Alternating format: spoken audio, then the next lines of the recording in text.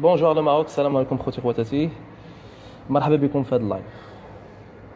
نتسناو المحبين ديالنا ومتتبعين ديالنا، ولاد شعب الاحرار، المغاربه الشرفاء، اي واحد مهتم بالقضيه بطبيعه الحال، قضيه حريه التعبير في الحق بينا. اي واحد مهتم ببرنامج سكيزوفرين من نهار بدا لدابا يلتحق بينا. مرحبا بكم كلكم. وصلنا دابا تقريبا 1200 واحد حاضر معنا. صفاء مرحبا، محمد، ميماني، انس مرحبا بكم.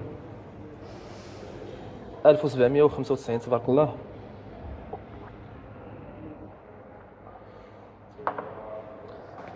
مرحبا بكل المتتبعين في المغرب، خارج أرض الوطن، مغاربة العالم بصفة عامة. مرحبا بكم. وصلنا ل 2400 واحد، ميم با جوج دقائق تبارك الله.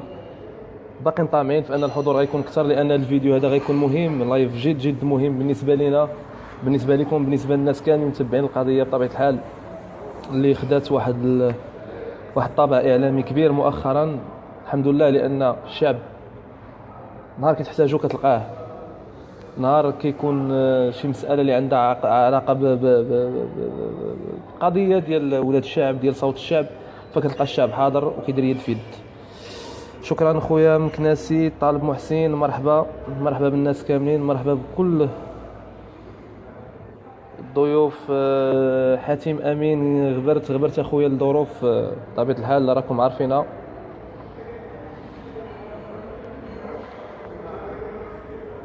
مرحبا بلي فان ديالنا كامل. فهاد الفيديو هذا ما غيكونش طويل ان شاء الله، هاد اللايف ما يكونش طويل.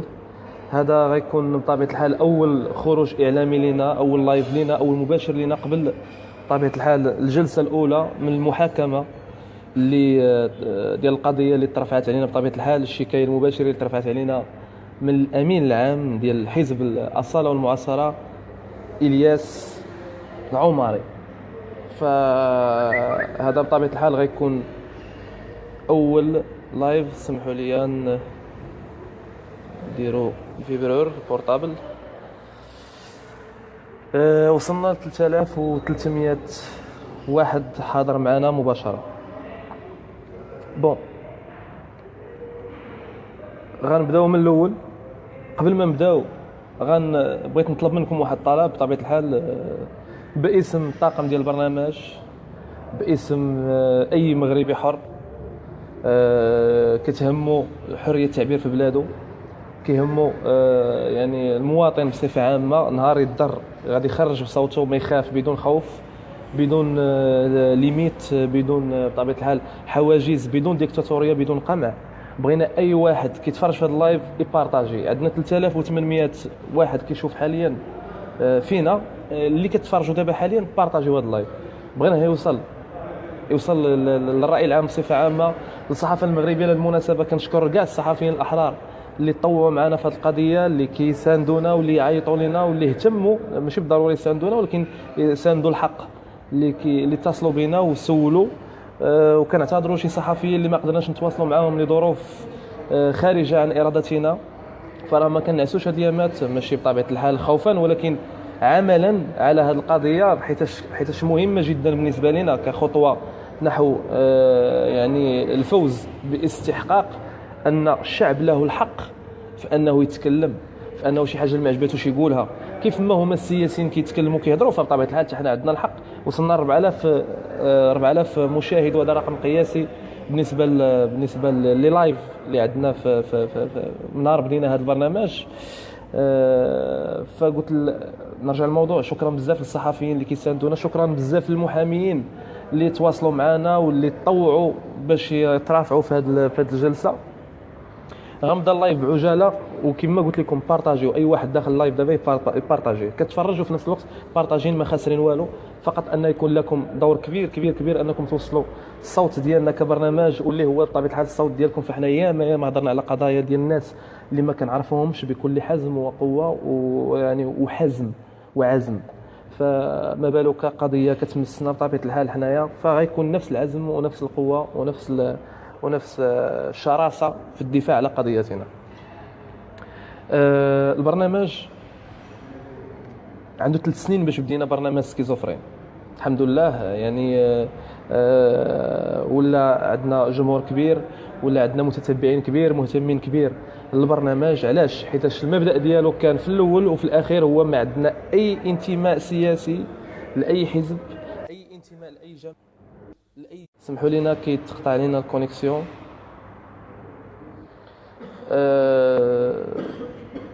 لاي جمعيه، لاي تيار سياسي، ما عندنا حتى شي انتماء. فاحنا الانتماء ديالنا فقط هو للشعب. يعني اللي جينا كنهضروا على شي حاجه، فاحنا كنهضروا على الحاجه اللي كتهمنا، الحاجه اللي كتهم المواطنين اللي كتضروا بدون ليميت وبدون خوف. كنقولوها اللي طاح في المقله اتقلا، سواء كان سياسي، سواء كان شخصيه عامه، رياضي. حاجه وحده هو اننا كنمشوا الافكار. فالبرنامج الحمد لله هذه 3 سنين هو غادي 3 سنين. هو كاين شي امور قدرنا ننجحوا فيهم، حيت حنا ما جايينش باش نغيروا بيدينا، ولكن حنا جايين باش نكونوا ربما صوت لبزاف ديال القضايا اللي ما قدرش توصل، ميم اعلاميا ما قدرش توصل. ولكن الحمد لله بفضل الله سبحانه وتعالى وبفضلكم وبفضل المجهود ديال الطاقم ديال البرنامج قدرنا نوصلوها. مثلا القضيه ديال لمياء معتمد اللي وصلت الملك البلاد وقدر انه يدير رياكسيون، فهذا بطبيعه الحال بالنسبه لنا احنا انجاز كبير كبير وشرف البرنامج ديالنا. ولكن باش نوصلوا الان لواحد الفتره اللي من بعد الدستور بطبيعه الحال ولا شي حاجه سميتها حريه التعبير، ولا الشعب من حقه يهضر على راسه، لا ضريت دخلت الاداره نهضر، لا دخلت لا ضريت في شي مؤسسه ديال بلادي نهضر، من شي حزب نهضر، من شي سياسي نهضر. ينوض واحد الاستاذ او لا واحد السياسي اللي كيهضر باسم حريات التعبير وباسم العلمانيه وباسم كذا وكذا، حيتاش نضت حلقه رفع عليا دعوه قضائيه، بطبيعه الحال من حقه. ولكن باش تتهمني بالسب والقذف، فبطبيعه الحال هذه مساله اللي غنناقشوها ان شاء الله في المحكمه. غير هو مؤخرا في اليوم في الاسبوع الاخير بطبيعه الحال خرجت واحد يعني شفت في التالكيل وفي هيبه بريس وبزاف ديال المواقع الاعلاميه بان الياس العماري صرح باسم الاسرى والمعاصره وفي الموقع ديالو بانه ما كايناش شي شكايه ضدنا، شكايه ديال القذف، بل هو فقط اتصل بوزير العدل وقال ليه كوم كوا حنا بغينا فقط ديروا واحد الشكايه باش نشوفوا شكون هو هذاك اللي هددو. يا سلام، شنو هذا العطف، شنو هذا الحنان اللي طاح لك.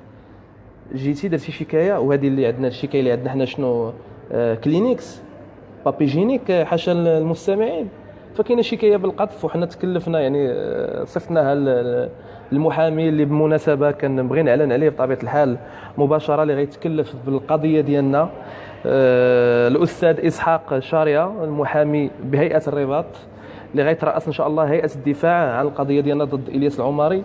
وفي نفس الوقت مرحبا بكل المحامين اللي بغاو يعني اللي كيصيفطوا لي ميساجات واللي مستعدين انهم يتطوعوا بطبيعه الحال للعمل مع الاستاذ تحت اشراف الاستاذ اسحاق شاريه لنصره هذه القضيه اللي هي قضيه راي عام.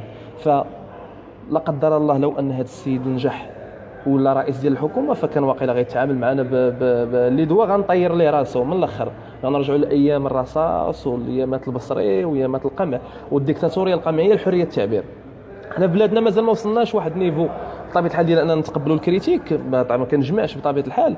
فهذا السيد الياس العماري اللي ينوه دائما بالتجارب الديمقراطيه اللي كاينه خارج ارض البلاد، ميريكان، اوروبا، الدول الغربيه. فالدول الغربيه استاذ راه كاين الناس اللي كتخرج قدام اوباما وكدير ليه شاو قدامه وكدير ليه سكيتش ويطلع فيه ويهبط وكذا وهادي وكيسالي اوباما كيصفق عليه وكيمشي بحاله. ماشي منين نجي نهضر عليك شي حاجه اللي هي كتهمني حيت انت باغي تحكمني انا كمواطن استاذ، قبل ما نكون انا كوميدي ولا قبل ما نكون يعني عندي برنامج ديال السخريه، انا مواطن. انت تقول لي بغيتي عليا وانا ما نقولش اللي بغيت. انت رفرقعتي في الدين ديالي وما هضر معك حتى شي واحد في بلاد امير المؤمنين، ما هضرتيش. ياك حنا عندنا بلاد اسلاميه وفيها امير المؤمنين، ما هضر معك حتى شي واحد. خاص تعرفوا واحد القضيه الاخوان، البارح بالضبط الياس العماري عنده واحد الصفحه اخباريه، عنده بزاف ديال الصفحات الاخباريه بطبيعه الحال واللي خسر عليها فلوس باش يعاونوا في الحمله الانتخابيه ديالو الاخيره. منهم واحد الجريده سميتها اخر ساعه. نشرت واحد المقال كيهجموا فيه على الرسول صلى الله عليه وسلم. يعني ولات عندنا شارلي إبدو، ولات عندنا بطبيعه الحال جرائد الدنماركيه. فهذا كانت واحد الحركه اللي ربما هي نوعا ما خبيثه من الناس او من الصحافه ديال الياس العماري، باش يقول لك بما ان سكيزوفرين والشعب المغربي كيطالب بحريه التعبير، فانا غنعطيكم حريه التعبير، من حقي نقول اللي بغيت على الرسول صلى الله عليه وسلم. لا استاذ، هذيك حاجه وهذه حاجه، هذيك عقيده ديال البلاد على قدها. فانت مع من؟ بغينا نعرفوا كم عامل، واش معانا ولا مع غانا ولا مع من بالضبط؟ هذه راه ماشي تونس، هذا راه المغرب، عنده شعب وعنده اصول وعنده عقائد وعنده بزاف ديال الحوايج. حنا دوله اسلاميه وتحت بطبيعه الحال الملك ديالك اللي هو امير المؤمنين. اذا انت ضد الملك، ضد الشعب وضد البلاد وضد العقيده ديالو، اذا انت معامل ضد تبارك الله يرحمه اللي كان يعني فقيه الله يرحمه وينزل عليه بطبيعه الحال الرحمات ديالو ودعوات ديال الشعب المغربي والمسلمين اللي كان فقيه. فما تعلمتيش منه، اصول الدين. المهم كتطرطم علينا في بزاف ديال الخطب ديالك. نحن جئنا لمحاربه الاسلام دفاعا عن المسلمين، ليس هنالك حضارة إسلامية بل هناك حضارة المسلمين، وليس هنالك قال لها فكر إسلامي بل هنالك فكر المسلمين. إذن فكما قلنا في الحلقة، فليس هنالك إلياس العماري بل هنالك إلياس معمر القذافي. من الآخر هذا فكر كتستغبي به المغاربة، ولكن الحمد لله المغاربة ذكيين وفاهمين.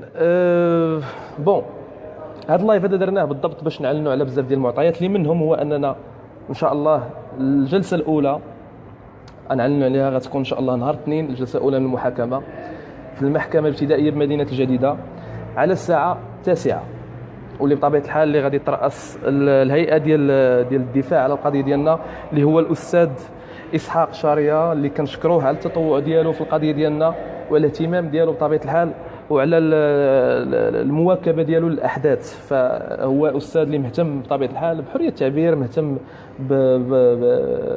بحقوق المواطنين الشرفاء، وشرف لنا اننا نكونوا يعني انك تكون يعني كترأس هيئه الدفاع ديالنا. ومرحبا كما كنقول بجميع الحقوقيين، بجميع المحامين، بجميع الصحفيين اللي بغاو يدخلوا في هذه القضيه ولا اللي بغاو يدافعوا على هذه القضيه. فخاصنا نعرفوا واحد القضيه هذه قبل ما تكون مساله ديال سكيزوفرين او مساله ديال اول حاجه. حنا ما ساكتينش، يعني ما عمرهم ما يوقفونا واخا تكون مورا هذه المحاكمه ولا من بعد. كيف ما بغات تكون النتائج فما غنوقفوش. راه ما كاين سكيزوفرين واحد، الشعب كله الحمد لله عنده لسان ممكن يهضر به، ممكن يغير به بزاف د الحوايج. الحمد لله ولا وعي كاين هنا في الدماغ، فما بقاش داكشي ديال مطايفات وكذا، لا ممكن نغيروا شي حوايج بالوعي ديالنا بالفكر ديالنا. فإلا مشى سكيزوفرين كاين بزاف ديال سكيزوفرين، كاين بزاف ديال الناس اللي حيتاش انا كنشوف ردة فعل ديال المتتبعين ديالنا في لاباج ديالنا والرسائل ديالهم، فهادشي كله كيبشر بالخير. كنقول مرحبا باي واحد بغى يساندنا في القضيه. غتكون ان شاء الله نهار الاثنين اول جلسه من المحاكمه في المحكمه الابتدائيه بمدينه الجديده على الساعه 9. مرحبا بالصحفيين اللي بغاو يعني ينقلوا ربما المعطيات للرأي العام وبغاو يتابعوا القضيه. وغتكون مستجدات ومفاجآت كبيره كبيره كبيره ان شاء الله يوم المحاكمه. فان شاء الله سننتصر في قضيتنا وسنفوز، لانه دائما الشعب هو اللي عنده الراي الاول والاخير. فاحنا اللي كنديروكم نتوما يا السياسيين باش تجيو تدافعوا علينا وباش تجيو تجيبوا لنا حقوقنا وباش تجيبوا، ماشي باش تسكتونا وتسدوا لنا فمنا. كما كنقول الحمد لله وصل رقم قياسي 6000 مشاهد اللي كاين معنا في هذا اللايف. فكنتمنى ان كل شيء يبارطاجي هذا اللايف هذا. غنقراو بعض لي كومونتير اللي وصلونا. فشكرا سي علي مبارك، شكرا لهليختك نرجس، شكرا على التعاون ديالك والدعم ديالك. ماشي اخر ساعه وكذا.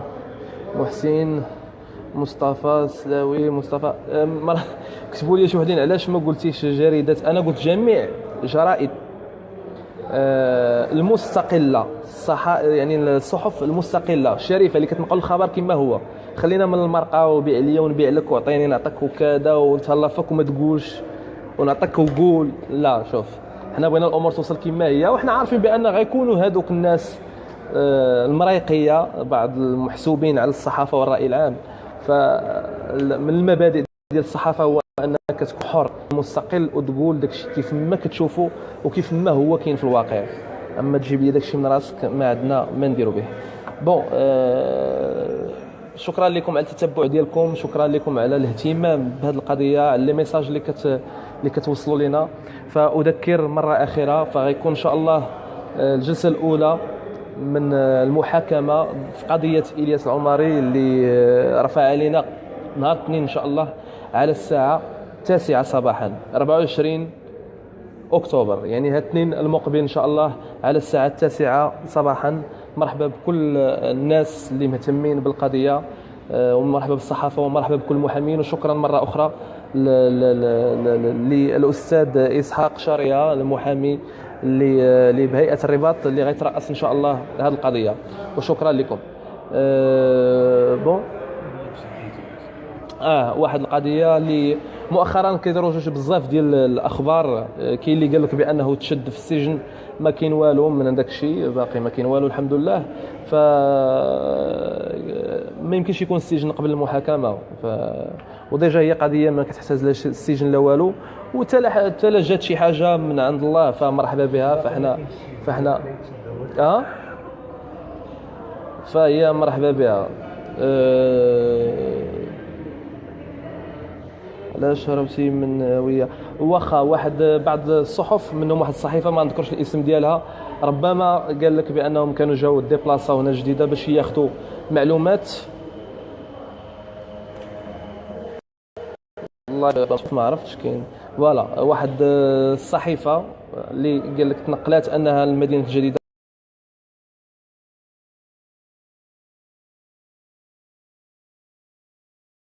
باش نقول لك هذه الاولى. ثاني حاجه، قريت في الارتيكل ديالكم بانكم قلتوا من بعد ما وصلوكم اخبار بانه الياس عمرين فكذا، فانتم سحبتوا ذاك الانترفيو. فكيفاش انتم سحبتوا الانترفيو بلا ما تشاوروا معنا حنا، يعني بلا ما تقولوا واش هاد الناس راه كانوا مهتمين حنا جايين عندهم، وفي الاخر ما بين ليله ونهار حنا جايين عندكم باش نديروا اللايف. فسي با بروفيسيونيل، مي بون حنا عارضينكم، يعني عاذرينكم وعارفين بان المهنه ديالكم صعيبه، والله يكون في العوان والله يعاونكم انتم على انكم توصلوا الحقائق كما هو. شكرا لكم مره اخرى على التتبع ديالكم وعلى الحضور ديالكم في هذا اللايف. ما تنساوش اللي تفرج في هذا اللايف هذا يبارطاجيه. محاكمه ان شاء الله اول جلسه نهار الاثنين على الساعه 9. تحيه لكم، تحيه نضاليه لكم من سكيزوفرين ومن طاقم برنامج سكيزوفرين، وحنا ما ساكتينش، وان شاء الله غادي نستمروا في الرحله ديالنا ونستمروا في الحلم ديالنا اللي هو نوصلوا لحريه التعبير كامله في البلاد ديالنا باحترام للمقدسات اللي هما الله سبحانه وتعالى والدين ديالنا. تبارك الله عليكم. كان معكم سكيزوفرين. رضوان محتاج.